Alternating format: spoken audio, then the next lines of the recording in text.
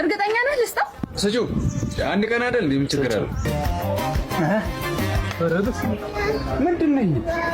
ሰርግ አይደል እንዴ? ምን ይልም እና ምን ልብስ ነው የመጣው? የለኝም ሌላ ምንም የለኝም። በል ግባና የኔ አለ። ሂድ ግባ። ትሰጣለች። ትሰጣለች? አዎ ትሰጣለች። ሂድ ግባ።